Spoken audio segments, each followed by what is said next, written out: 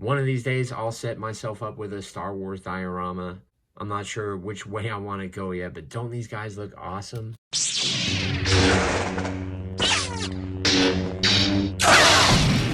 Sean Solo 8.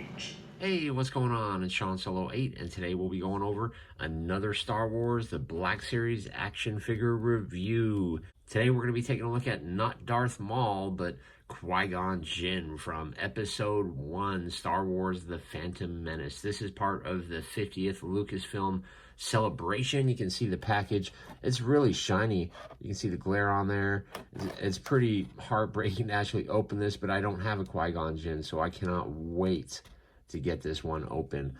On the back of the package, you can see the timeline for the 50 years of Lucasfilm. Just Qui-gon Jinn does have a short little bio. Feel free to pause and read that. Without further ado, thanks for checking out today's video, and let's take a closer look at Qui-gon Jinn.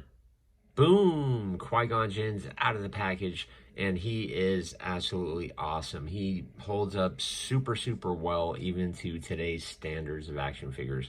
But I am so excited to have this in my collection.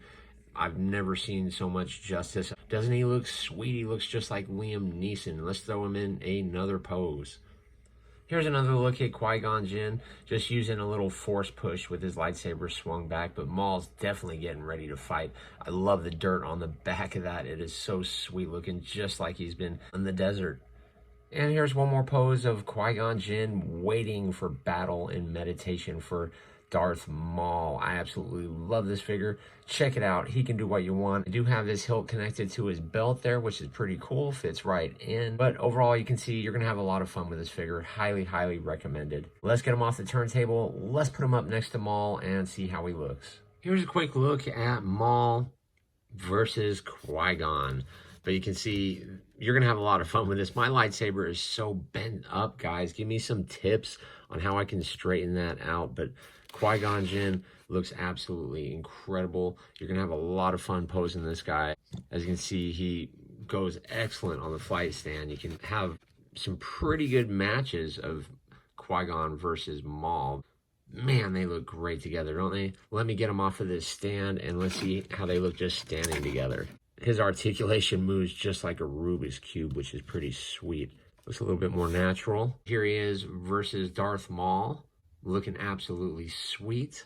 Qui-gon Jinn versus Darth Maul again in the back street of an alley randomly. One of these days, I'll set myself up with a Star Wars diorama. I'm not sure which way I want to go yet, but don't these guys look awesome? I just absolutely love this Qui-gon Jinn figure, and I highly recommend it. I know how much of a nightmare he was to get the first time around, but let's take a quick close-up.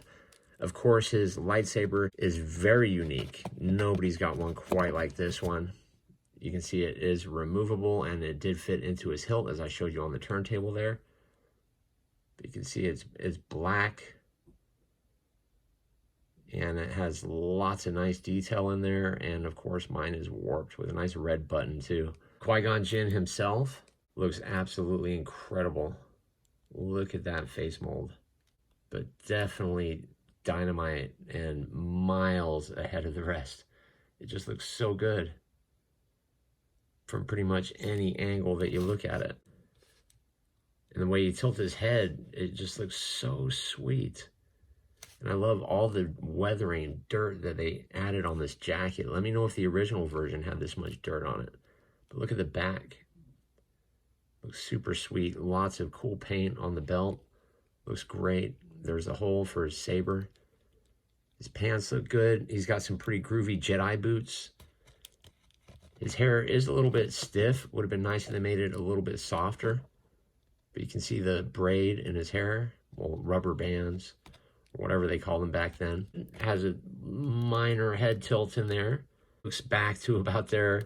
Looks down pretty decently. His arms pop up pretty good, but you can, of course, rotate them and get them in different ranges. He's got a single jointed elbow that pops up to about that high. Inward hinge in this hand, and this hand also has an inward hinge. Rotation is pretty decent. Pops down, pops back, side to side, and that's where his rotation is. Qui-gon Jinn kicks up really good. Kicks back pretty well, upper swivel cut, double jointed knee, rocker on the back with a nice hinge on the bottom. If you're on the fence, don't hesitate. Jump on this figure. He's definitely going to be hard to get later down the road. I really need to get myself an episode 1 Kenobi. I'm going to have to probably get that guy from eBay unless we get lucky and get some sort of repack here soon. But thanks for checking out today's video. Check out one of the videos up on the screen, and I will see you guys in the next one.